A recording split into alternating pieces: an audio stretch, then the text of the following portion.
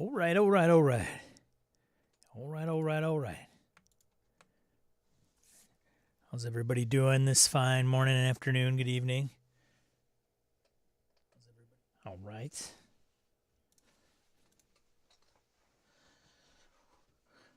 I'm Sean. I like RPGs. Broadcasting live. Getting hot in here. Broadcasting live from my mom's basement. Just kidding. All right. Look at this. Morning, morning, morning. Ryan West, was he here at like 7 o'clock a.m. Central Time? He's been here for like an hour. Upholding the ritual of him being here first. Good to see you, Ryan. Jason 96, not to be confused with Jason 95 or Jason 97 by any means. Good to see you. Michael Holland, good to see you. Let Fireforge. Andy Hall, thanks for supporting the show. Appreciate it, buddy. Mr. White 20, thank you. Good to see you. Gabe. Gabe's first one up on the visible side of things. Good to see you, Gabe. Laramie. Gotta quench the thirst. Laramie, good to see you. Good evening, morning to Laramie. Good morning, actual time. Good evening or afternoon work time. Test Trekkie, good to see you. Fellow lizard people. Tad, good to see you.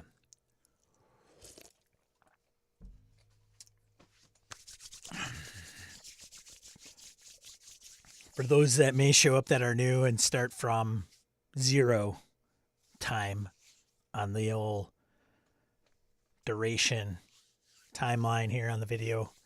I'm Sean. I like tabletop RPGs. Much of the chat comes from relationships, friends, people I've met, gaming, probably from the Gaming and BS RPG podcast, amongst other places. Welcome, welcome. Every Saturday I stream here at 8 a.m. Central Time. Talk about this a topic and then get into some like print news, crowdfunding, things that's going on. Thanks for taking an hour out of your busy schedule to come in and socialize with some of the folks in the chat, myself. Much appreciated. Orcus Dorcas, good to see you. Hoos, morning. Good, I'm glad.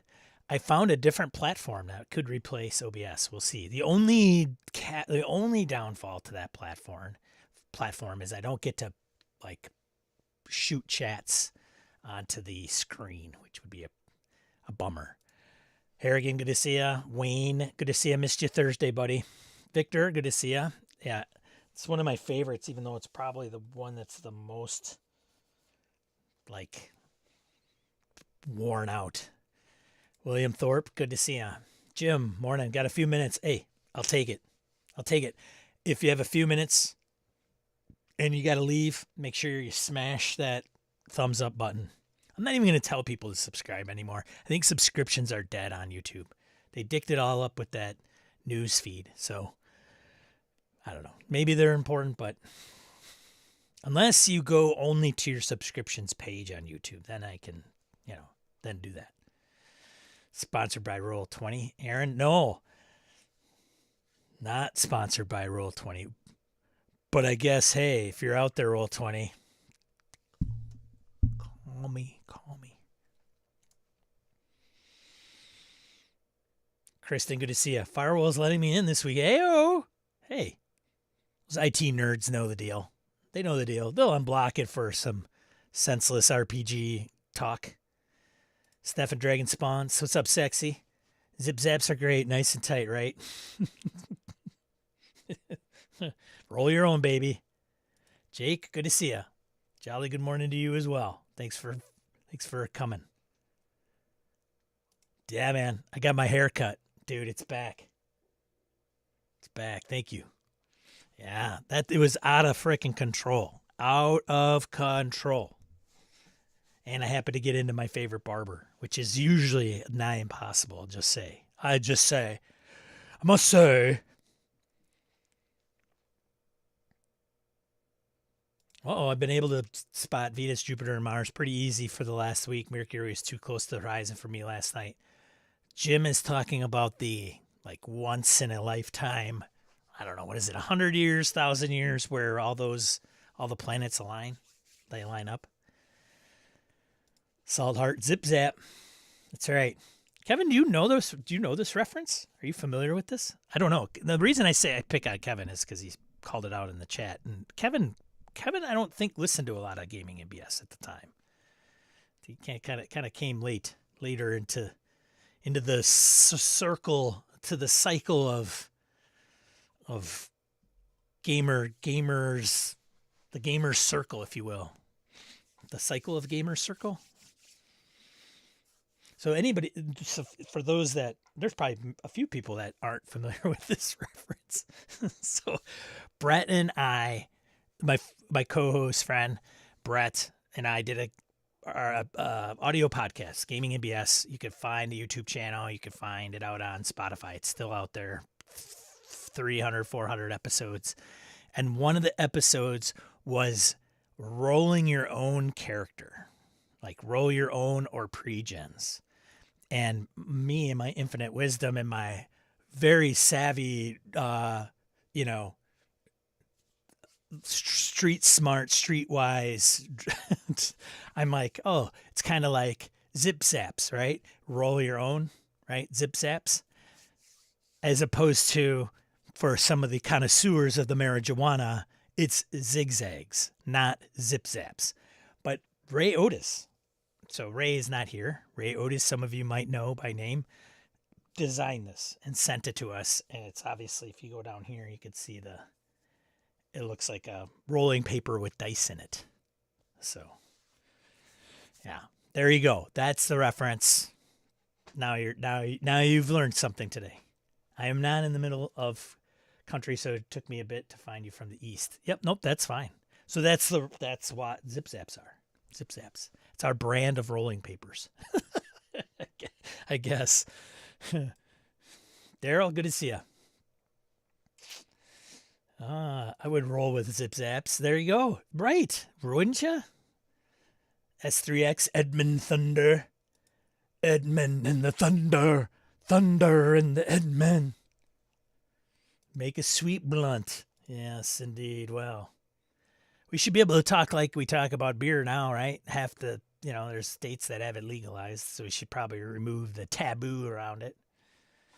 Ryan, I'm jealous of your hair. When mine gets longer, it starts to curl. That's all right. Look, Goldilocks, like a little curl to it. Morning. All right, let's get into question du jour, right? Like people can just show up and be like, man, what is this guy talking about? His hair, zip-zack, zigzags. Like, what in the hell is this guy's problem? So I wanted to, for quite some time, we did a question of the day, and it was very transactional, if you will. Hey, what's your favorite RPG? Well, it's this, Sean. And then it's kind of done. So I kind of spicing things up a little bit. And getting to some discussion for the first half of the show. So last week we talked about, what did we talk about last week? I don't even remember. GM screens, right? Fudge and dice. It was like one after the other. So this week, talking about time. Tick, tick, tick, tick, tick, tick, tick, tick, tick, tick, tick, tick. Cue 60 minutes, stopwatch. So time. You cannot have a good tabletop RPG experience if you don't have a method of time tracking, whatever. Insert Gygax quote here, right? So some of the things that I wanted to kind of bring up with time, us. No, that's us and them, sorry. So first of all, do you track time in your RPG? And I know this is going to be, many RPG discussions are, well, it depends, which I love. So I know. I love it depends. Depends. It depends. Not the diaper type. Like, do you track time in your RPG? What RPG are you playing? that you're tracking time in, how important is it? And what happens when time is ignored? And we'll get into some other things too. But because sometimes, look, I think it's safe to say that game masters keep track of time in their brains at a minimum, because the players will always ask sometime during the session, what time of the day is it? And that's relative to, probably how much light is up in the sky, or how soon is it going to be dark. And that propels them to do something. Like, there is a reason why they're asking the question, because it influences their decision, right? And in some games, when you're tracking time, or maybe it's a time-intensive scenario, well, then it makes sense that you have to track time, right? Like, hey, hey, hot shot, the bomb is going to go off in an hour. You're in New York City. It's go, right? So we all do it, but then there are some that are very meticulous in how they keep track of time and why. And sometimes people will say, well, I don't know. Plus, people will say, well, time, how many rounds, right? That's a measure of, is it a measure of time, or is it a measure of slots? I mean, it's one and the other, but sometimes when we get into combat, we're like, whoa, okay, spells, how long does it last? 6 rounds, right? So it's a measure of time in the game and whatever a round is, in chronological time. But it's like, so there are staples, right, that we always talk time. It's spell duration, rounds of combats, maybe the day, like, is it going to get darker or is it light?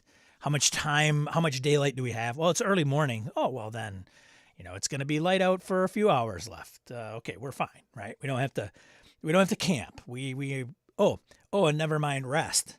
Short rest, long rest, right? All these things about time. I will go, fellow people, to the chat.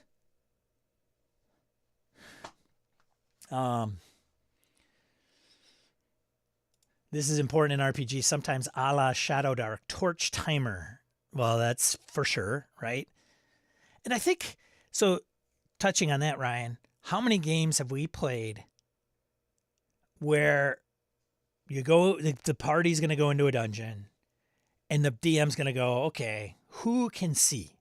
Who's got infravision? Ultravision. Who's got ultravision? Who can see? Who's got dark vision? Okay, you're good. Oh, human. Mwah, mwah. Okay, I light a torch. I cast a light spell. So the light spell, all right, whatever. But how many people, like, okay, you light a torch, and then that torch seems to be, like, in play forever.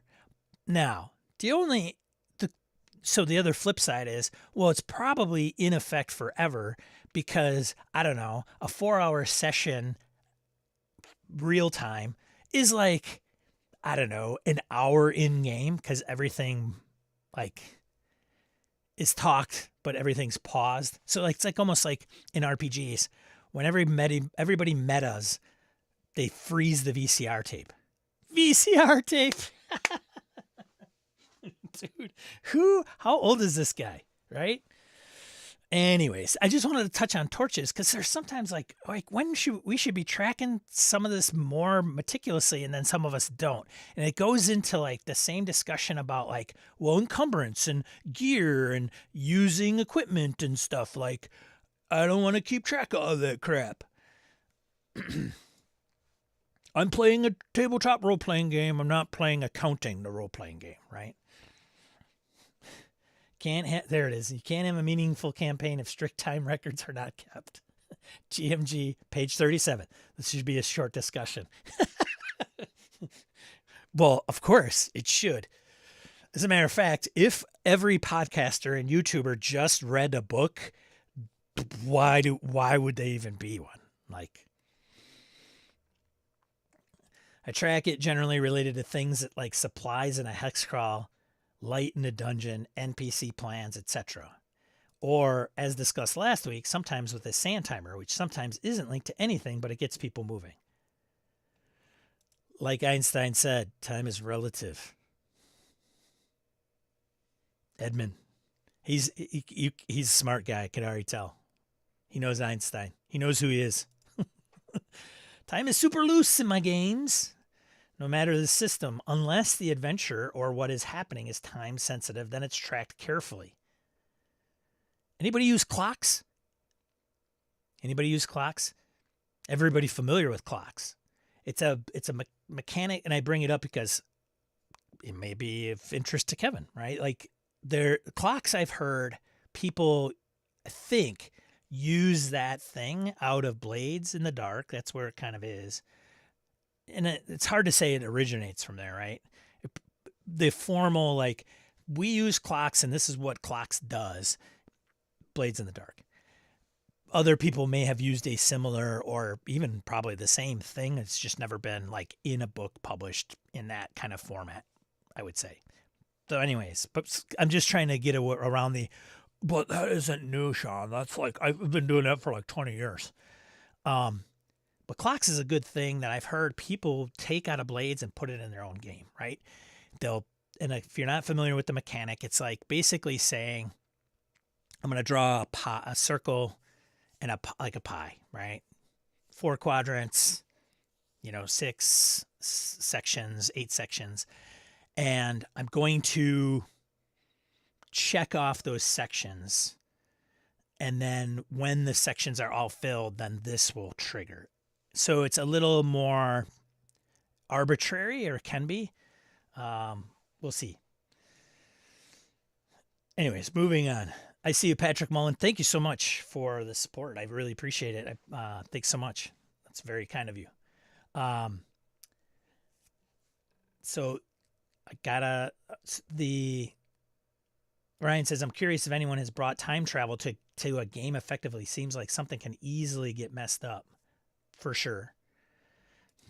Who says totally depends. I have a lot of trouble with time, particularly with investigative games. I started listening to podcasts to see how other GMs do it, and they just say, it's 4 p.m. Their players don't argue. Yeah. I've also listened, so I'm a Delta Green guy, and I think I have a hard time like messing with that. And I want to get better. Caleb Stokes, they have a Patreon at Delta Green, and Caleb Stokes has kind of a private AP audio feed that I listen to. He runs like 2-session Delta Green games, 2, 3, 4 session. And one he had was literally like time intensive. And he implemented not a metacurrency. He implemented a meta method of doing it, which is like, he called it momentum. And if an agent did something, it would cost a certain amount and it would be more intensive. So instead of measuring it by like hours in the game, he would say, well, that would cost you 2 momentum. And I don't remember if he divulged what the end amount was, but it gave like, well, if it only costs me 1, it's kind of quick, right? And it's more effective or efficient or whatever. And so he was doing it because there was a timeline or a deadline in the game. Like if they didn't defuse the bomb, it was going to go off.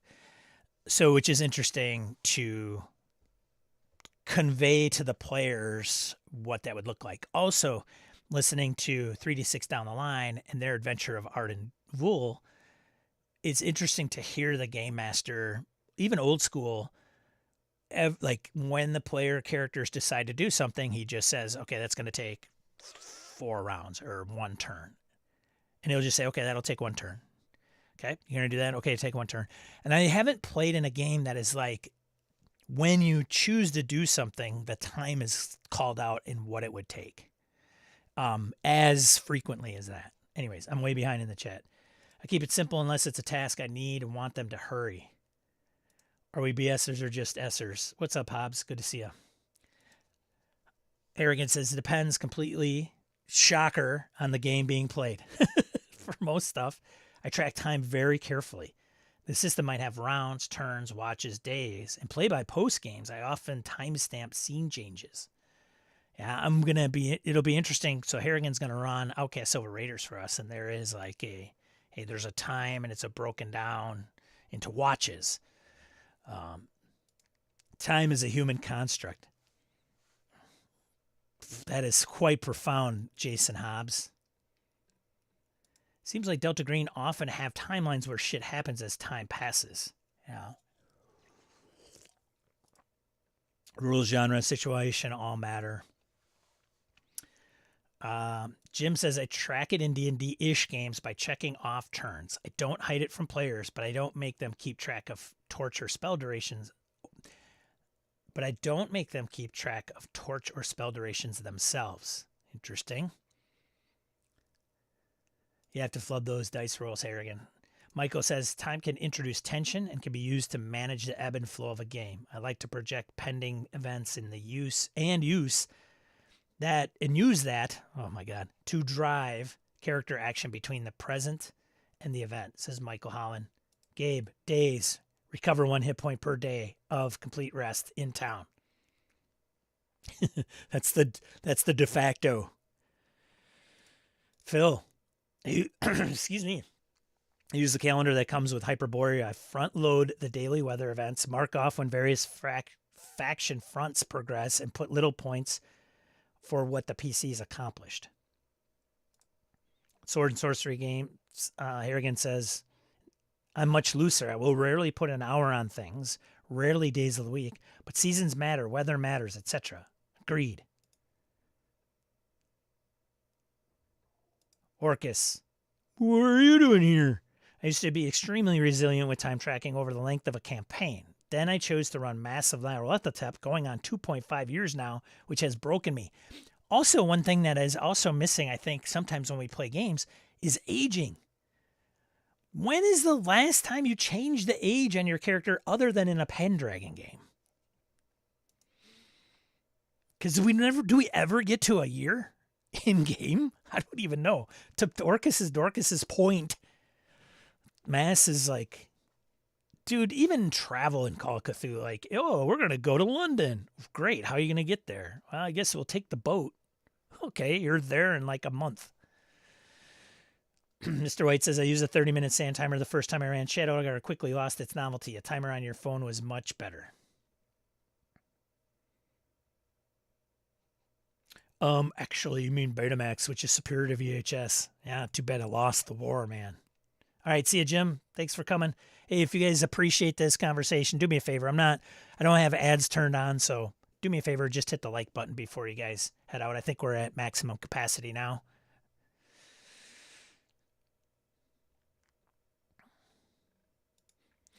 In my open table, West Marches have legendary Kalmata. I kept fairly strict track of time during the session. Daryl, I keep it loose mostly, and combat is all done theater of the mind. Maybe some scratch paper occasionally. Laramie says clocks are awesome. Harrigan loves clocks and countdown and usage dice in that time context. Clocks are cool. Clocks are good. Who's some Kristen say? Clocks do not originate with blades. Popularized there. I didn't figure it would, but... John Caldwell, clocks are a mechanic used in Iron Starforged. That does not surprise me. There we go, Patrick. Sorry I took so long to get to your super chat. Much appreciated. One, in my opinion, discussion of time in all TTRPGs is far too session or encounter focused. In all my campaigns, I try to come up with an idea of what I call the baseline time. I'm intrigued. Two, generally speaking, this is the amount of time you can FF time, fast forward time. And this may change from setting to setting and may even change in a particular campaign as the circumstances for the PCs change. Interesting. So many different ways, right? Like when, like how you do it, when you do it, and why you do it. Like, so you take all those and you're going to get how many combinations of different reasons of why or how you're going to do it. Thanks, Patrick. Appreciate it.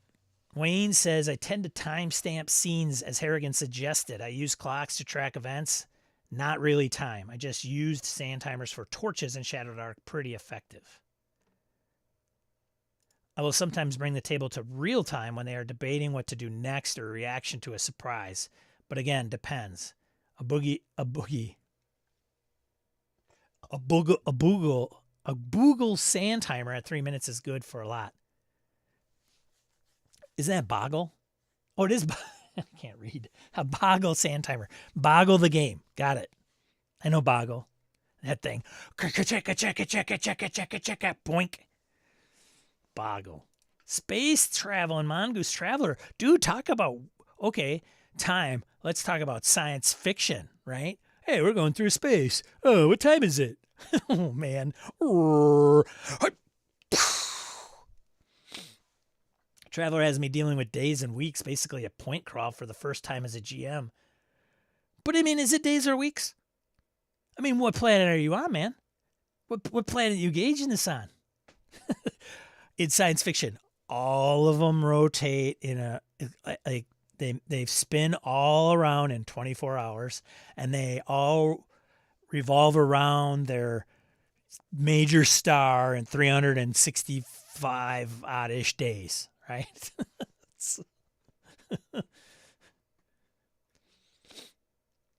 All right. I worked some time travel into my Deadlands game to give the group a glimpse into the future. They cleverly worked in a way to go back to the beginning of the campaign to change events. Yeah. Yeah. I mean, that could not have surprised you, right, Michael? Like, if you give the players a little bit of that, dude, they're munch. They're going to run with it. They had to avoid themselves and work to change the awful things that they knew were about to happen. It was brilliant. Now Kronos, the god of time, keeps an eye on all of my games to guard for time travel shenanigans. And Kronos shall put the hammer down if required. Test Trekkie Blade Runner divides the day into 4 shifts. Each scene is in roughly a shift. It's very familiar and very, I guess very common is maybe too much, but Forbidden Lands. Forbidden Lands does it. There's a few free league games that track time and in 4 shifts a day, what have you. I like how Blade Runner does it because it doesn't matter. Like, what are you going to do? Well, I'm going to go do this. That is going to take you 4 hours. Boom. It doesn't matter. It doesn't matter what you do it, how you do it. It's 4 hours. It's either the time it takes for you to get there, the distraction, the uncovering of things, the logging into the computer, navigating through it, maybe security into the building. It's going to take you a shift. I had to track time very carefully for that one because we knew the original timeline. Michael continues. Thank you, Michael. Aaron. All right, my campaign notes in terms of the timeline. What will happen if the players do nothing, specifically focusing on what the antagonist is up to. At every story beat, I tell the players how much time has passed since the last beat. I was also doing, like, in Delta Green, timelines, right? Like, in Delta Green, there's a lot like 2 days after the briefing, this happens. This person was done, this happened to the person 2 months ago. Like, when I take notes for a Delta Green scenario, I always take, like, in capacities, which you can find a video here on this channel if you're interested in knowing how to organize some of your RPG notes and using that tool. Check it out. But I always use a page, and I call it timeline. And I put every time thing by calendar event, because most of it's going to happen in, like, it's an alternative world. So literally I'll go back September 12th, 1996. This guy goes and does this. Noted. 2 days later, debrief. 3 days later, in this town, this happens.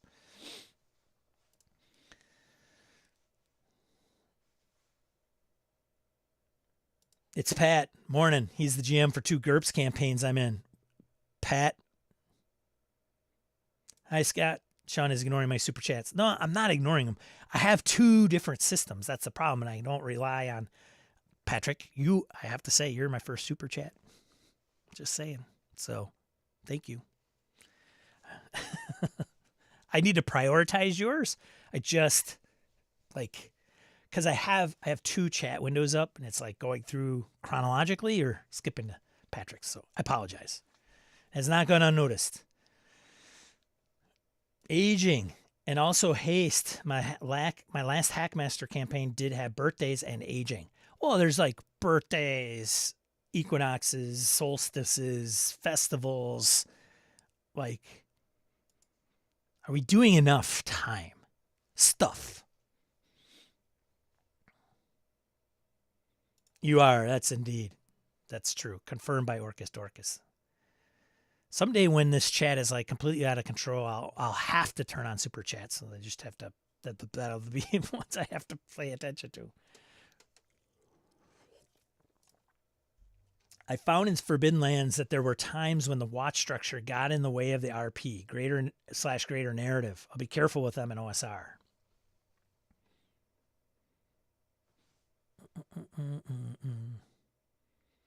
Ryan says, I know third edition D&D had age modifiers. I once played an elderly paladin with penalties. Right. Well, and AD&D had age penalties too. Or penalties, because I think if you got older, you got wiser. So penalty, it's relative, right? As default, Harrigan says, I track time very carefully, but I don't naturally fall to the trackers of any time. I do it organically. There is in-game time and out-of-game time. I am mostly focused on out-of-game time and how to wrap up a 3-hour session that makes sense, cliffhanger, etc. Indeed.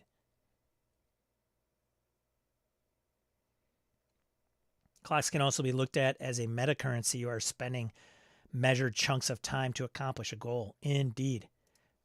Thanks for supporting the show. My ear trumpet has been struck by lightning. Next to Farty McButterpants, one of the better handles I've seen. Thank you for supporting the show. I appreciate it.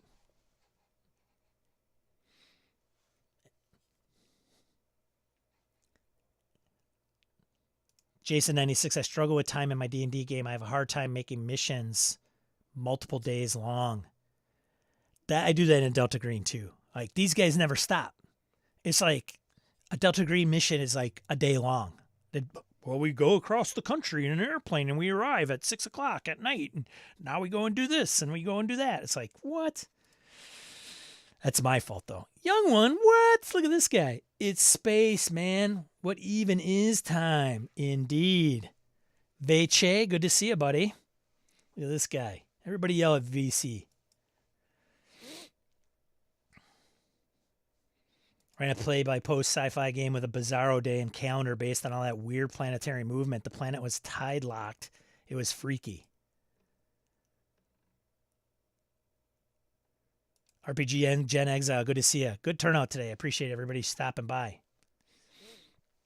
Tad says, and what about Microscope? By Ben Robbins, players are free to jump around through years, centuries, and millennia, back and forth at will.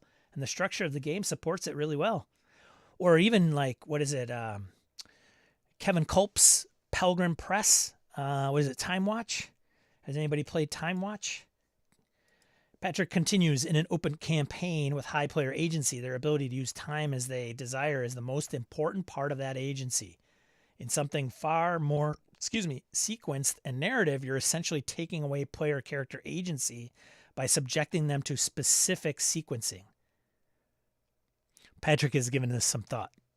I could tell. It's fantastic. Does tracking time make the game more immersive, or is it more of a tool for the GM? Is it both? Does it favor one more than the other?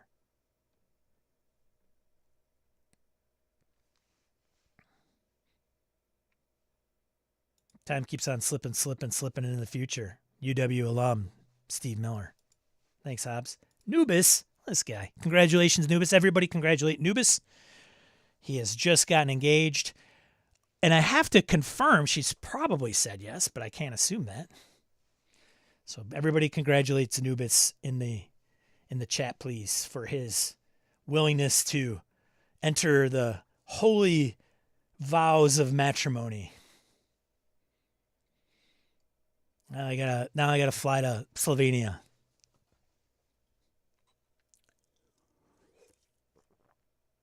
About downtime in games, it's a built-in mechanic in Traveler. So, but think about this. How many times do we play fantasy role playing games? We like, okay, we go in the dungeon, you know, it's we're going along and there's a short rest, long rest to heal and those things, but there isn't anything like we got to get through this thing in like 2 days and we got to keep moving, right? Unless they're being pursued, but that's not even time. I don't know, man. It's sometimes I like, God, sometimes in some games it seems like it just never matters. And then at other times I'm like, it's got to matter. Part of what I try to do as a GM is offer difficult choices often under various pressures of which time is often one. It's a resource to manage the sacrifice for other benefits, etc. Again, depending on the game, Harrigan says. Downtime can be great. Laramie Wall. Nubis, I suck at track of time. Well, no one is half the battle. Hot Springs Island was the only time I kept it rigidly thanks to the Digital Hobbits calendar idea, which Merkel Froelich, friend of the show. Otherwise, friend. Otherwise, I just ballpark it and make sure the players agree it makes sense. Yeah. Sean asked about Time Watch after I mentioned my great Time Watch game at Gamehole. Sorry, buddy. The brother needs someone just to sort that chat for him. So many comments. Indeed. There we go. Nubis is getting some grants. All right. All right. I'm caught up, I think. I'm caught up. I've got to read faster. All right. That's time. Well, what other thing? Okay. So we kind of went, I don't want to get too much into the weeds because we're already 35 minutes in, but like, why? Like, what is the impact? That's the question. Like, if you are going to track time, you got to have a reason. It's got to serve a purpose. And there's like narrative impacts, like creates urgency. Some people have mentioned aging and long-term consequences, fast forwarding timelines. I think that needs to be done more often. And I say more often because of the things I observe in just general, like one Delta Green game campaign started in 1996, forwarded 10 years, all in one campaign. Boom. Next one, you're 10 years older. So when you do that and you know that's going to happen, well, you don't want characters creating, you don't want your players creating tunes that are that are too old in 1996 because you're going to fast forward it, right? Mechanical implications. So the rest, right? Spell durations, mention that, downtime activities. Resource management, survival mechanics like food, water. Those are like, the resources we talked about. I don't want to keep track of them. I let the players keep track of them. I don't use usage die. So that all comes into play there. Emergence gameplay. Players make different choices when time is a factor. Creates tension and realism in long campaigns. I mean, even just like we're wandering around, there is a monster nearby. The monster may not have detected us, but they're roaming around. And what time of the day is it? Well, it's, late afternoon before dusk, like an hour before dusk. That's going to, like, we should probably find shelter. We should, like, well, hold on a second. Now you see this thing over in the distance. So now you have a choice. How long would it take for me to get to that thing in the distance? Well, that's going to take you probably 2 hours.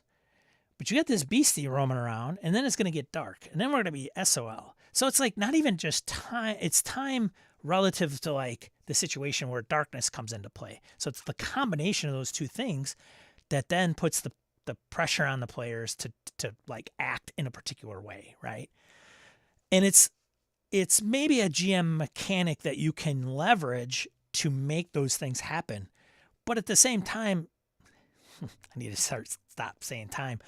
But at the same instance or situation, it is kind of what it is. Like it's occurring. No, anyways, unique methods of time tracking. I've heard timers, egg timers, the sand timers, torches, and timing, clicking that down. Some have mentioned in-game and out-of-game being in real time, 1-for-1. Torchbearer. So some of the systems about time that have time mechanics, right? D&D has, it's like 1 turn, so many rounds per turn, rest cycles, short and long rests, spell durations. Torchbearer, every 4 turns, a player suffers a condition. And then, of course, there's light sources that dictate time. When the torch goes out, bad things happen.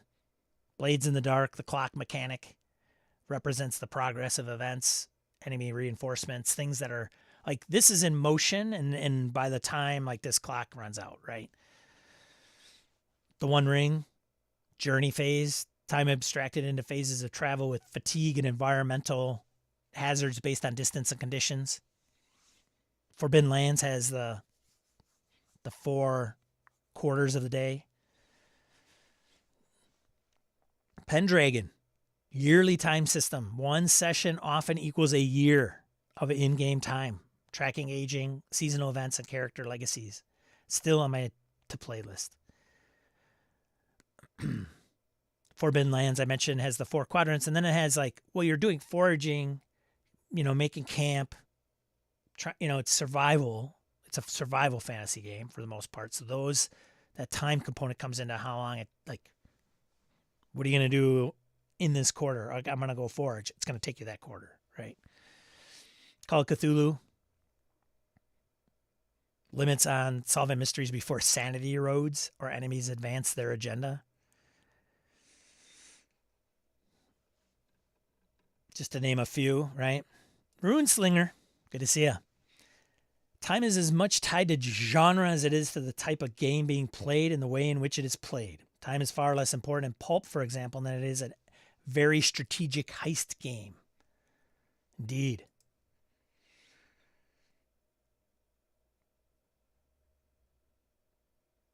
Gabe says the reason is always choices about risk versus reward.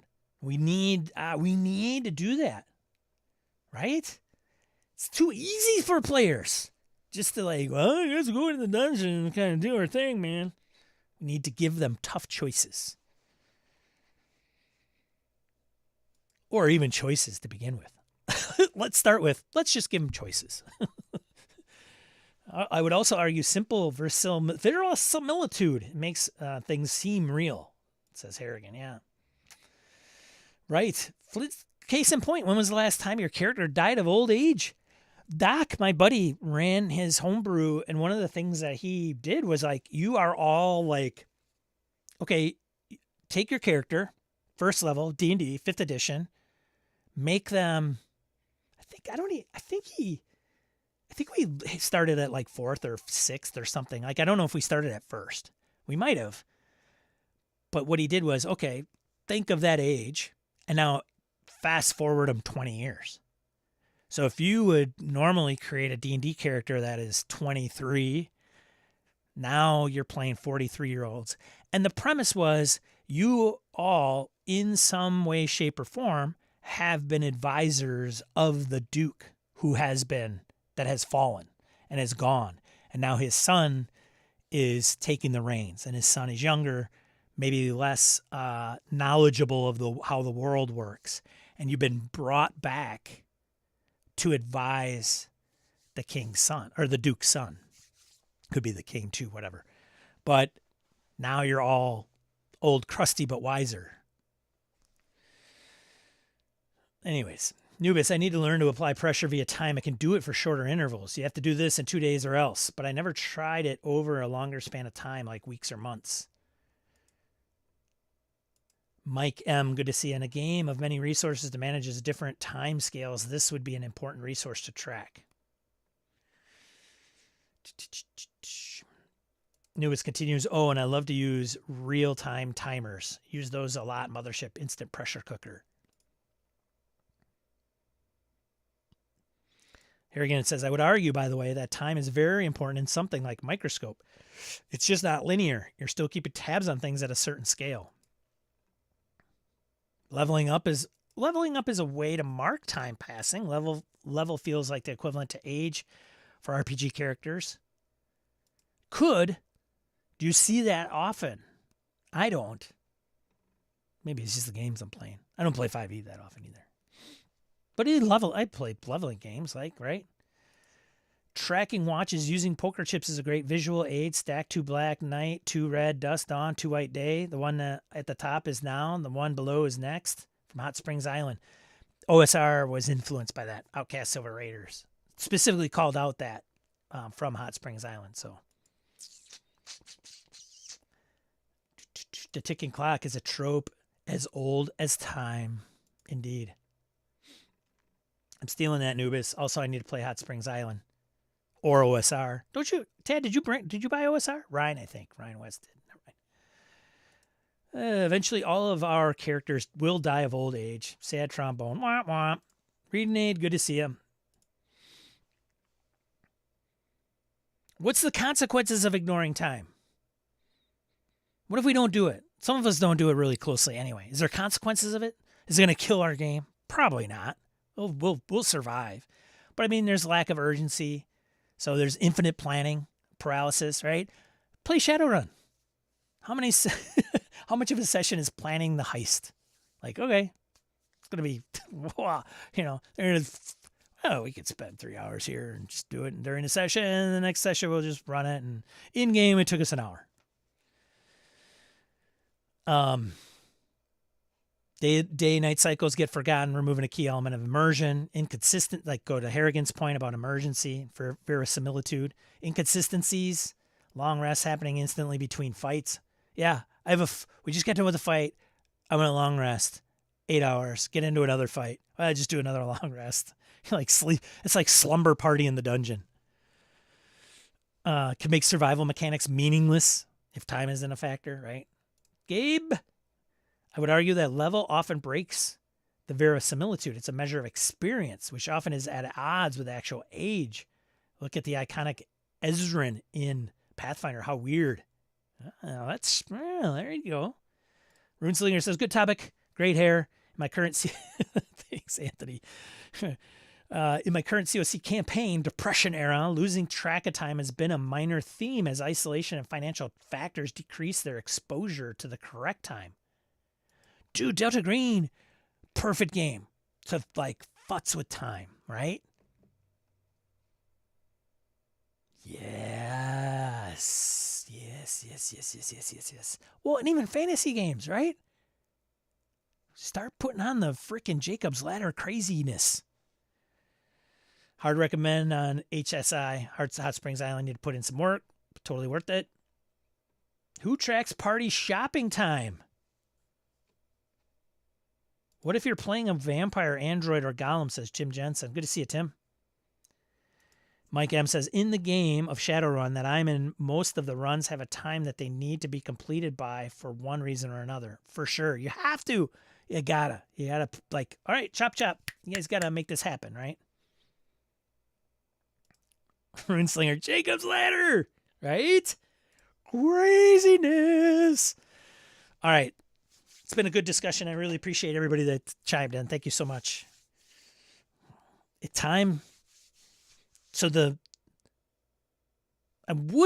be interested, to know how people track time a little bit more as a system. Do they have a calendar? Like somebody mentioned, I print off the calendar. I fill it in with the events and things of that nature. I mean, at Forbidden Lands at one time, I printed that off, and then every day was 4 quarters, and then in each quarter I would know who's doing what or what the party did. So it could be a little too meticulous, because then you're like, well, I'm the game master, I got to write this down, scribble, and then I'm not listening to the players. So there's a balance, right? 10 candles, fantastic. Serves as both a narrative mechanic and timer. Game progresses in scenes every time a candle goes out. Yes. 10 candles. Very interesting mechanic. Time related. It's burning down. I'm going to get blown out. Is it time to move on to the print news? Michael Holland, thank you for the transition. Let's do that, shall we? Let's go into print news. Print news. Alrighty. From Ian World.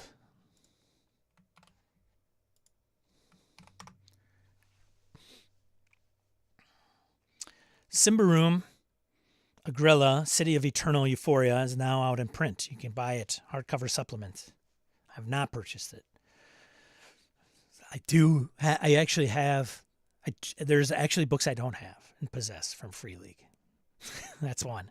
Triangle Agency is out in print. Normal Briefcase Collection. Core Rulebook. Missions for Triangle Agency. There's the Vault. The Agenda, Character Keeper. I mean, the whole shebang. When I first saw Triangle Agency and I read it, I was like, oh, interesting. Then it was like, I think it was Solarian Games, right? They do a live stream Sunday nights, and they were talking about the Triangle Agency at TotalCon, and they had an awards show, and Kevin Saltheart in the chat, Burn 2D6, won an award out there. I don't know if any of you knew. He got, I can't remember the award name, but it was, I think, for most interesting mechanics, if I'm not mistaken. Congratulations, Kevin. And of course he doesn't post anywhere because he's a humble guy, so I'll just put him out there. But the Triangle Agency seemed very tongue-in-cheek, like corporate-y, but yet like doesn't take itself too seriously. And I was like, like it's, paranoia. Like, I don't play Paranoia. Probably a good fun romp, right? But it wouldn't be something that I would play long term. Test that track because I played Triangle Agents, very much set up for a long game, massively set up that way. The Golden Fez, yes. Thanks, Gabe. The Golden Fez Award is what Kevin won. For Burn 2D6, his game. Golden Fez Award. Anyways, Triangle Agency is out. Mutiny Epoch Expansion Rules by Outland Arts. Orbital Blues is Space Western RPG, and Orbital Blues, All That Glitters. Interesting. So I have Orbital Blues. Did they reprint it, maybe? I need to really read that and maybe get a session going to that. Check it out. Picked it up at Gamehole Can. Next, Humblewood Tales, Astromythos, Lair of the Spider Lord by Hit Point Press. It's for D&D Humblewood or D&D Astromythos. So that's print news. There you go. You can now get those things wherever you find RPGs, wherever you find printed RPGs. I don't have anything for bundles. Oh, one thing I missed. You know what? I just realized I did print news. Dude, doesn't even know what I'm doing. I just did print news. So this concludes print news. Let's go into RPG news. There's so much news, man. Ugh, who is this guy? This is my first day streaming. Cut me some slack.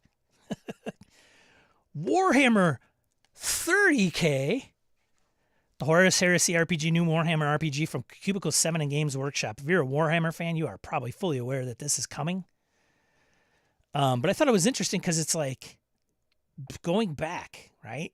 10,000 years, I think, in the history of 40K. The Horus Heresy is a hugely important part of Warhammer 40K lore and mythology, right? Completely ignorant of that, not having played Warhammer miniatures or RPG or anything, or read any of the novels. It's when the human empire suffered a treachery that led to civil war and 10,000 years of war. Can you imagine 10,000 years of war? Anyways, the sci-fi fiction series about the event has its own Wikipedia page if you want to know more. This is coming. There you go. Enjoy. There you go. Blah, blah, blah. Thought it was interesting. Warhammer 30K. Get it? 30K. 5e lovers or 6E, 5.5E, whatever D&Ds. Sigil. Who's got this? Who's running this? Sigil Wizards of the Coast VTT is officially launched on Windows. So it's offered to D&D Beyond subscribers, free or paid. You can now access Sigil. I need somebody in the chat to let me know if they have gotten this. Anybody? Anyone? Bueller. Anyone? Bueller.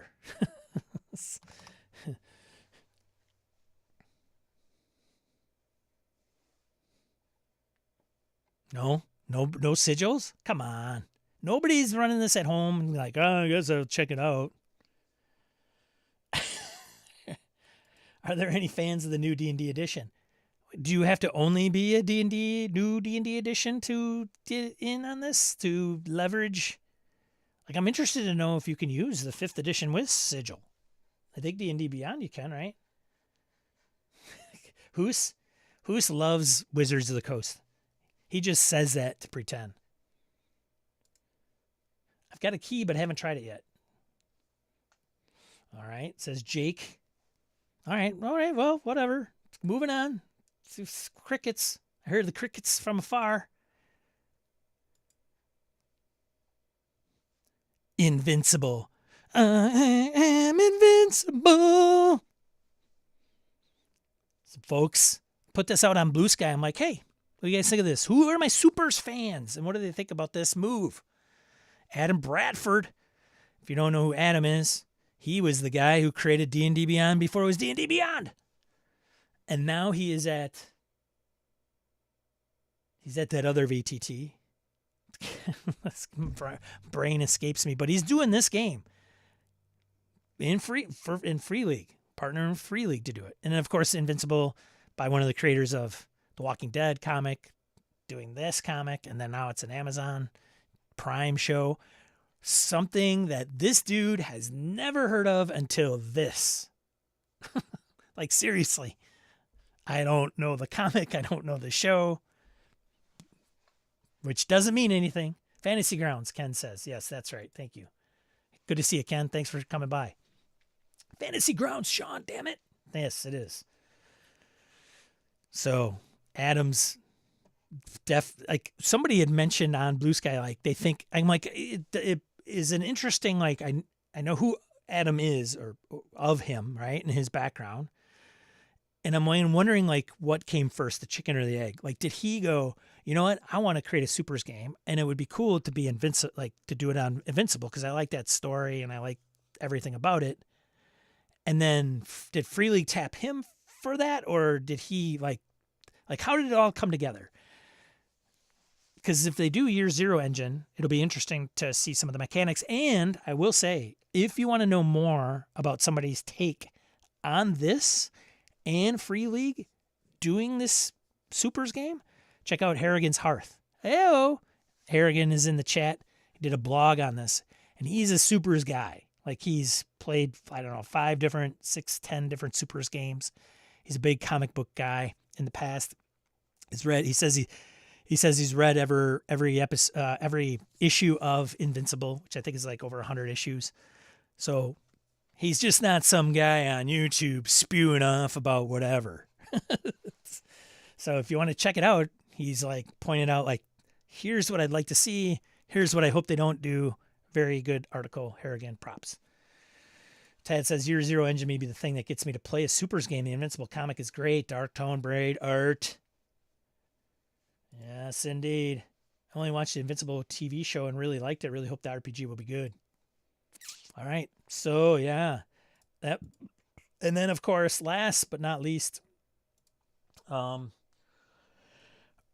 Gygax, eldest son of Gary, has passed away. Passed away yesterday, I believe, early yesterday. So condolences to the Gygax family. Ernie, if you ever run into him at a convention, friendly guy, never an ego or an issue with Ernie. You know, later in life, he and Lasagna or whatever tried to, resurrect TSR brands, and that became kind of a fiasco. but nonetheless. So the original player of Tensor, right? So Tensor's floating disk named after Ernie playing D&D before, well, many of us were born, and sitting at Dad's table before D&D was ever really popular and even known. So just wanted to share that news. The last good Gygax, Roger says.